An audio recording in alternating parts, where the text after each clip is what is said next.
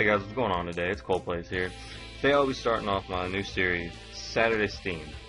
This series will be uploaded every Saturday, or most anyways. This series will consist of me picking a game off my Steam library and doing a bit of a playthrough of them and just showing them off a bit. Today I will be taking a look at Everlasting Summer. Everlasting Summer is developed by Soviet Games. This game is a visual novel with a very much anime theme. During this game, you will be asked to make choices, which will affect the outcome of the ending. This game is great if you enjoy anime. It is free on Steam, so go check it out, guys. I mean, why not? So anyways, we're gonna go ahead and take a look. New game. Dear Pioneer, you are on the verge of wondrous discoveries. The doors of the most wonderful place in the world, our favorite camp, Sovanako. Sorry, I can't speak that. Anyways, just pretend that didn't happen. Have opened before you. You will remember this session for the rest of your life. Welcome.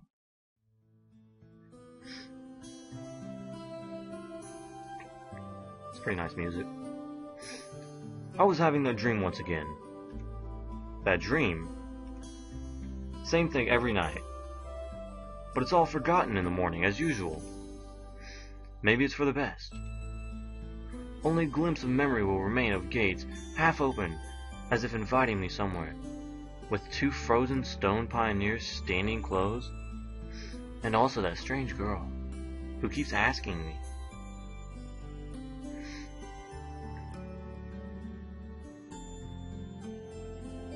Will you come with me? Come. But where? And why? And where am I anyway?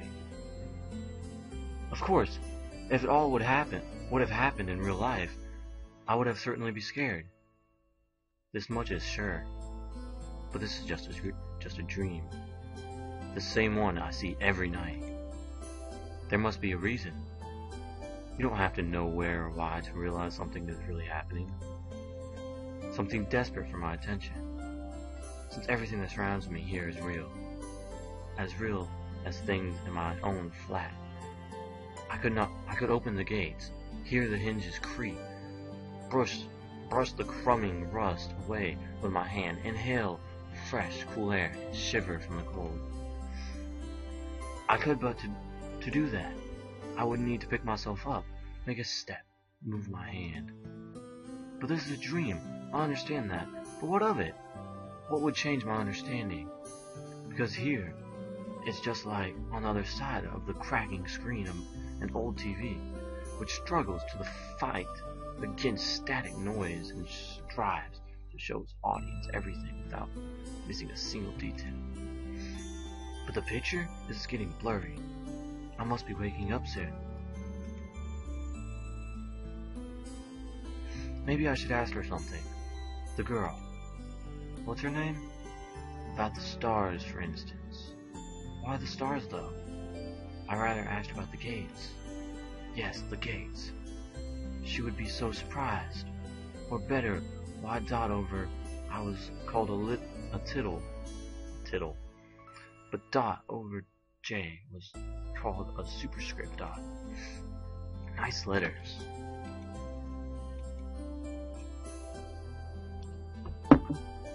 As if they don't exist anymore. Still, what do letters, gates, and stars have to do with this place? Because if every night I'm having this dream, which will be forgotten soon anyways, I've got to look for answers here now. And there, if you look carefully, you can see the Magellanic clouds. And if I ended up in the southern hemisphere,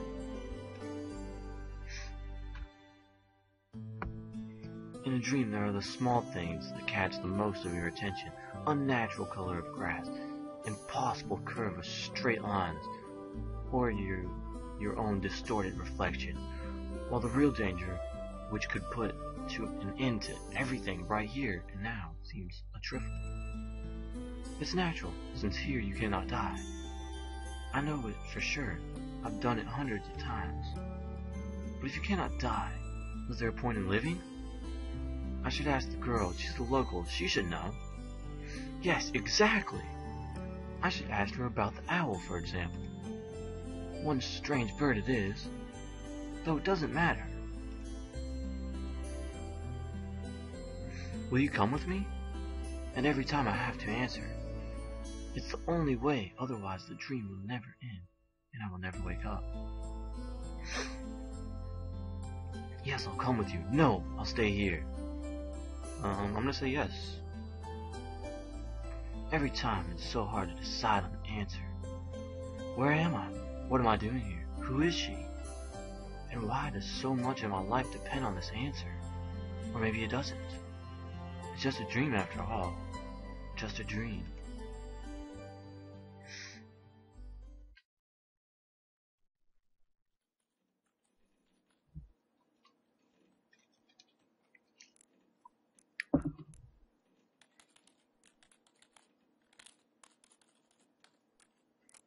Not sure what's going on.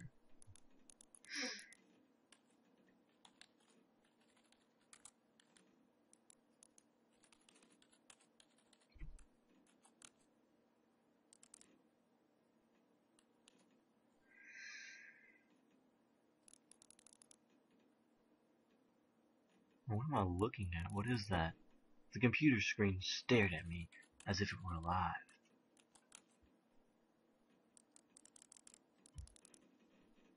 Sometimes it really did seem to me that it was conscious of itself, had its own thoughts and wishes, ambitions, that had feelings, could love and suffer.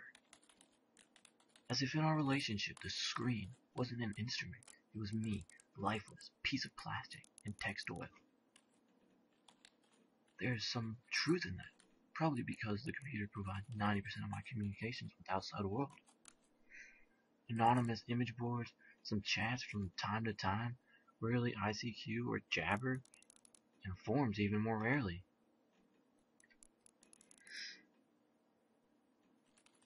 People on the other end of the internet cable simply do not exist. They are all simply creations of its sick imagination, an error in the source code, or a kernel bug, which started living a life of its own.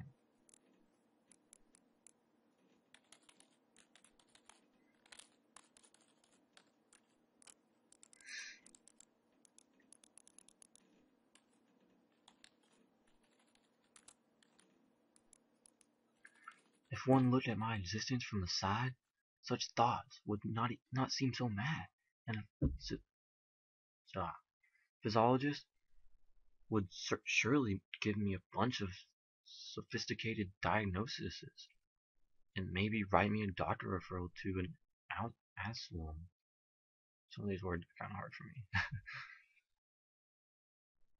At least the pronunciation.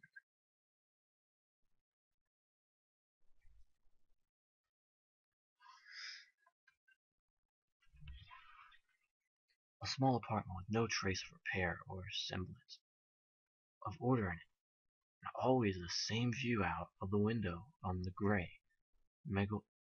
megalopolis, running somewhere day and night. Such are the conditions of my life.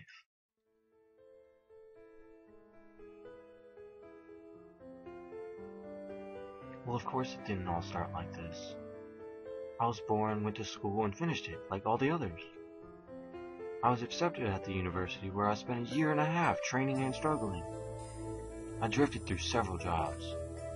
Sometimes it was working out quite well. Sometimes I was even getting decent money for it. But it all felt like it was not mine. As if taken from another man's biography. I wasn't living a life to its fullest. It was looping on in its monotonous circles. As in the Groundhog Day movie.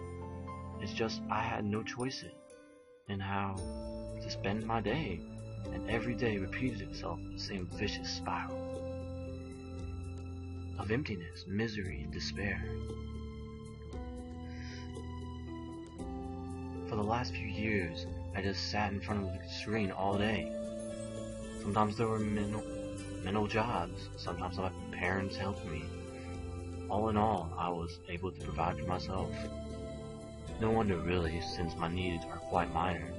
I hardly leave my home, and my communication with other people almost entirely consist of online correspondence with anonymous who have no real name, no gender, no age.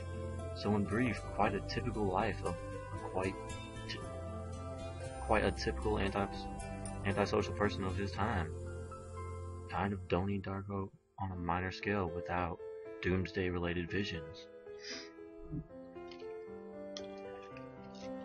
Maybe some highly respected director will make a movie about me, and it will become a classic of modern drama cinema, or I will make one myself. However, the point of fooling myself I tried many times, but couldn't even come up with a simple script. I've also tried learning many other things. Not gifted enough to draw. Programming got bored. Foreign languages takes too much time. The only thing I loved doing was reading. But still, I would never have called myself a scholar. Perhaps I was an ace, and watching anime and grandmaster of lame internet jokes.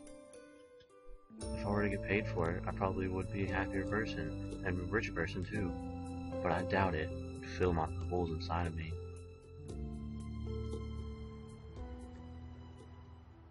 Today was another typical day of a typical loser's typical life. And today is the day when I have to go to my university's reunion. Frankly speaking, I really did not want to. And what is the point? The time I spent with them was so short.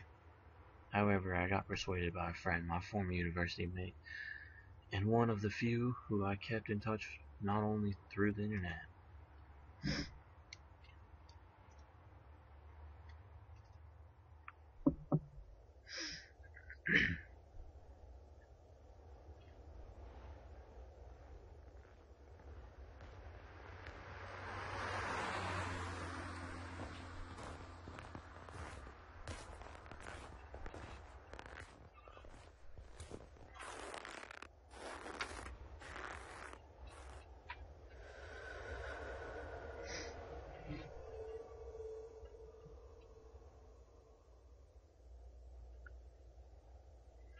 A frosty evening. Bus stop. Waiting.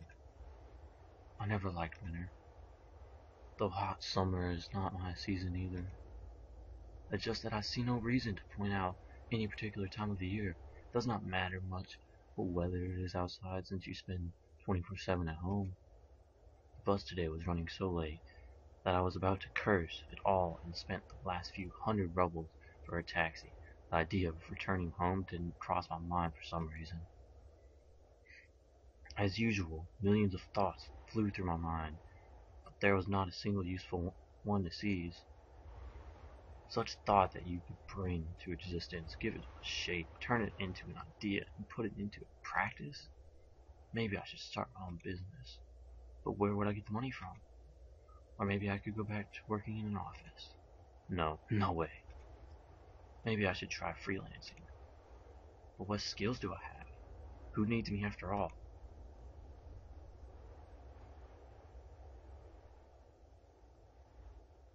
I still don't remember my childhood. Or rather, teen years. The time when I was 15 to 17 years old. Why exactly those years? No idea. I guess it's because back then, everything was much more simple. It was easier to make decisions. It's so complicated now and so simple then. Waking up in the morning, I knew exactly how my day was going to pass, and I was always eagerly looking forward to the weekend. Then I could get some rest and have time for the things I like, computer, football, and going out with friends. And then, at the beginning of next week, I'd take up my studies again. Back then, there were no such worrying questions as why, who needs it, what will change if I do it, or what will not change. The simple life streamed so casual for any normal person and so odd to myself today. Careless childhood age. It was also then that I met my first love. Her appearance and her character vanished from my memory. Only her name remained like a brief line from a social network profile, along with the feelings which overwhelmed me when I was with her. affection, tenderness, desire to care for her and to protect her. Sadly, it didn't last long. Today I can hardly imagine something like that happening. I would probably like to meet a girl, but I don't know how to start a conversation, what on earth to discuss, and how to attract her. Well, I haven't met a suitable girl for a long time, but where could I meet one?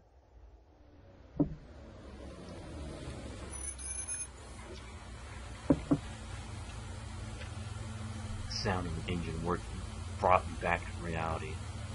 A bus pulled over. There's something abnormal about it, I thought. Then again, doesn't matter. Only the 410 runs this route.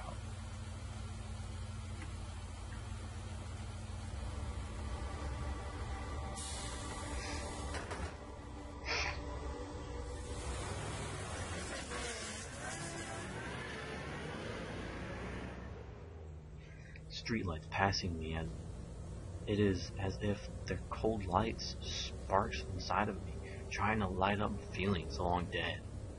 Or maybe not sparks, just wakens. Because those feelings, they have been living in me for a long time, quelling down and waking up again. The driver's radio was playing some very familiar tune, but I wasn't listening to it. I was watching the cars passing by through the fogged up window. Because people are always rushing somewhere, chasing something they need, stuck in their own little worlds. Why would they care about mine? They probably have their own serious problems, or maybe they have much easier lives. You can't know for sure since all people are different. Or aren't they? Sometimes, someone's actions can easily be predicted, but if you try to look inside his soul, you will only see impenetrable darkness. The bus was approaching downtown and my thoughts were interrupted by the bright city lights. Hundreds of billboards, thousands of cars, millions of people. I was watching this light show and somehow I got terribly sleepy. My eyes closed just for a moment, and then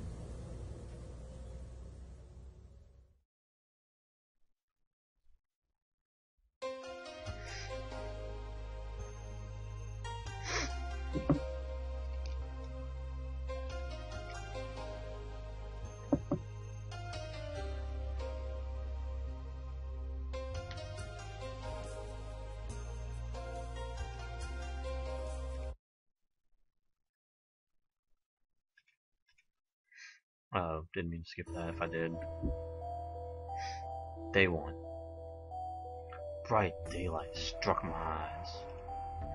At first I didn't pay attention as I wasn't fully awake yet. On their own, my legs carried me towards the door. Damn, looks like I fell asleep and missed my stop. But there were no doors. I looked around the bus and realized that it wasn't good old, worn out Macapolo. Instead, the bus was the Lacrosse model and new. I was frozen in shock. How? What? Am I dead? Have I been kidnapped?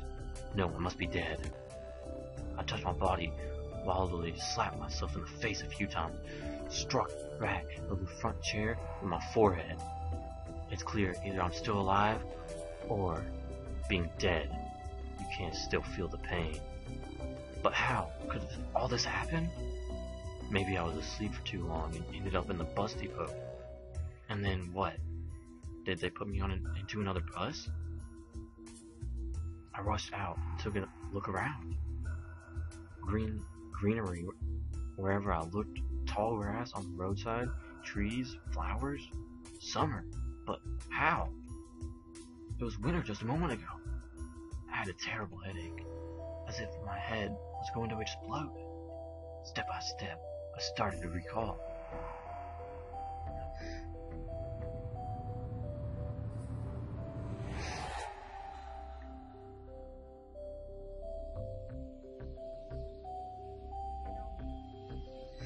A long road running towards the horizon. Forest, plains, fields, lakes, and forest again. I think I was sleeping. How then can I remember all of it? And then A gap. Some girl leaning over me. She is softly whispering something to my ear. Then a gap again. And then I woke up here. Who was this strange girl? Or was she just a dream? For some reason, thinking about her made me feel better and calmed me down a little. I felt warmth all over, coming from the inside. Could it be her who brought me here? Then I need to find her. And the best way to look for her is to get away from here. I rushed to the left, then to the right, then stopped hesitating where to go, and finally ran into the direction where the bus probably came from.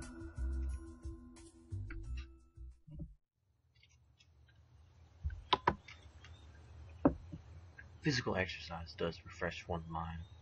Thoughts become clearer, and it gets a little easier to evaluate the surrounding reality. Not in my case, however. I was sitting on the roadside wheezing and trying to ease my sore throat by gulping hot air.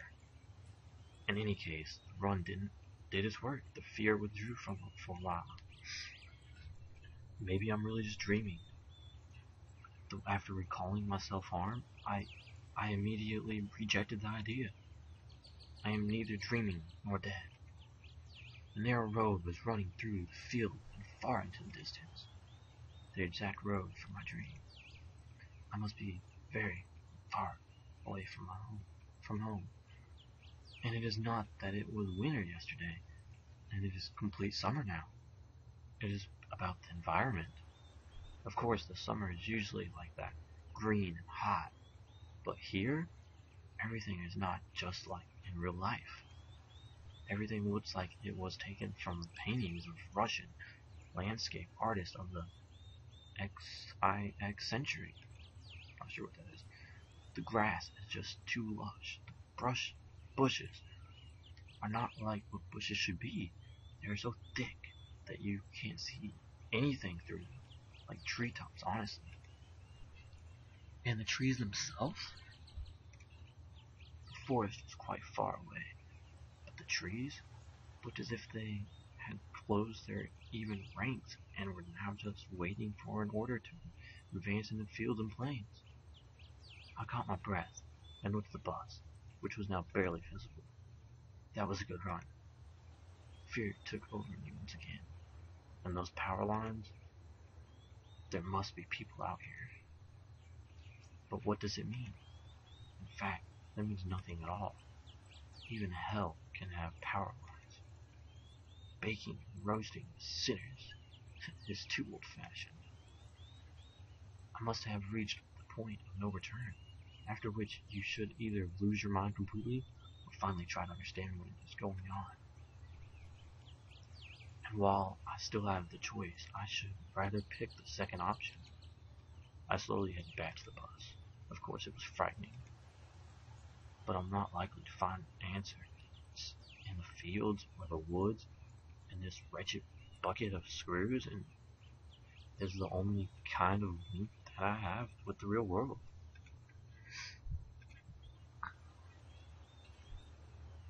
I should carefully scout the area.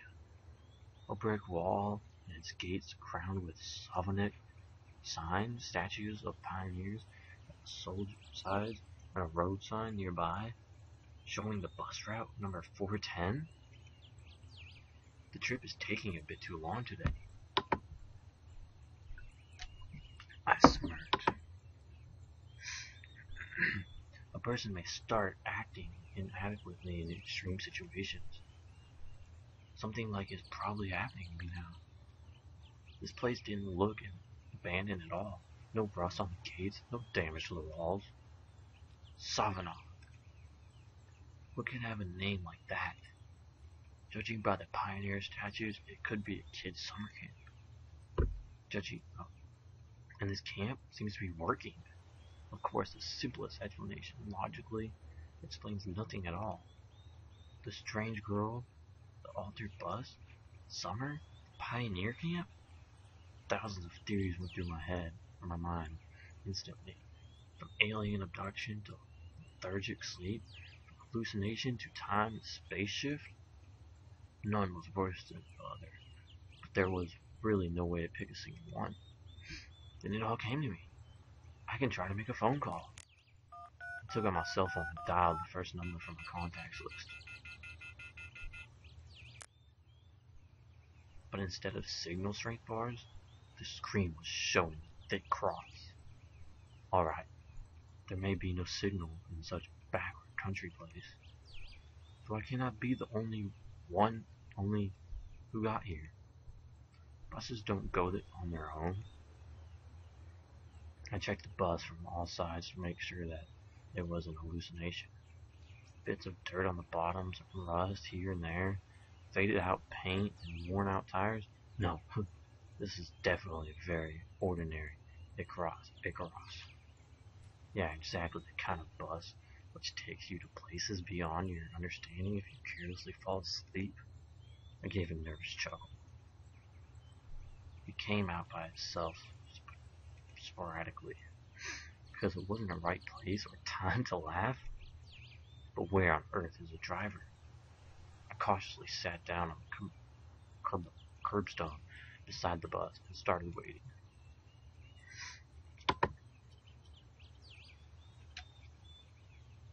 My patience didn't last long. My anxiety seemed to have reached the top, and I started going slightly mad. In such situation, anyone would have probably felt something similar. Alien and parallel universes were gone from my imagination, leaving only void and darkness. Was this how it will all end? How my life will end? But I wanted to do so much, so many things that I had no time for yet. I was taken over by the idea that was definitely the end. But why? It's not fair. Surely I'm no worse than anyone. God, why?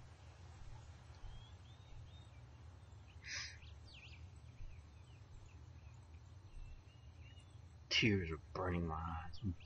Bare of it, I curled up and started rolling in the grass. What? Why? What did I do? Why me? But my outcries were only heard by speechless statues and pioneers, and by a bird on a tree, which immediately flapped her wings and took off, having cried something in its own bird language, as if laughing at the idiot who dared to interrupt us after a dinner nap. At last I was breathless with my weeping, and just laid quietly, sobbing from time to time. After a while, I managed to pull myself together. Mind cleared up a bit, as if terror and fear of death gave me a little break. All in all, if someone wanted to kill me, what is all this for? Doesn't look like an experiment, either. If this is some crazy coincidence, then it probably carries no threat. Anyway, for now, it seems there is no danger. The panic was soon gone. Of course, the blood was still pounding in my head, and my hands were still shaking. But at least I could think clearly now. Right now, there is nothing I can really change anyway. So no matter what, no matter how much I think or get mad, it would only make things worse. There's no point making guesses until I get some facts straight. In any case, I won't learn anything by lounging about here.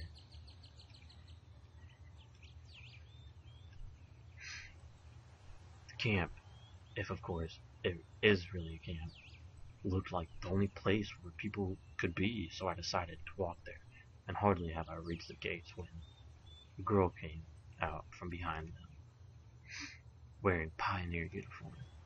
My logic didn't let me down this time. Then again, pioneer uniform in the XX1 century? It's 21st century. And then again, girls here? I froze, unable to make a step. I felt very much like running away. Running as far away as I could from this place. Far from the bus gates. Far from bus, gates, statues, and far from this bloody bird with its siesta. Just run, free like a wind. Faster, faster, weaving to the planets passing by, and winking to the galaxies. Run, become a pulsar ray, turning into a vestigial radiation. Run to face the unknown. Run no matter where, as long as it is far away from this place. Meanwhile, the girl came closer and smiled. I could not help but notice her beauty, even though I was trembling with fear. Human instincts were despite of consciousness, and while only 5% of the brain is responsible for cognitive, con, cognitive, cognitive process, the remaining 95% are always busy sustaining life, and in particular ensuring stable functioning of its hormonal systems. I desperately wanted to get less complicated and stop thinking in formal quotes from the encyclopedia, though my thoughts appeared one by one being stupid, out of place, as if taken from an internal monologue of a hero of some junky softcover crime fiction book. A pretty Slavic face, long braids looking like two armfuls of fresh hay, and blue eyes in which you could drown. Hi, hi, you must have just arrived. Well, I'm gonna end it there, guys. I think this is pretty good. I mean, I actually really enjoyed this. I wasn't expecting to like it that much, but you know, I think it's actually pretty good. But I will probably go ahead and continue this and finish it at some point, and go ahead and like do an entire playthrough of this because I did actually really enjoy this game.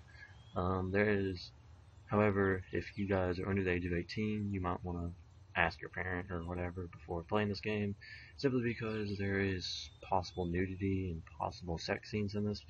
So I'm just gonna go ahead and throw it out there. So, but anyways, guys, that's gonna be all for today's Saturday Steam. Thank you guys for watching. Go ahead and throw me a like and subscribe for more content to come. See you guys next time on Saturday Steam.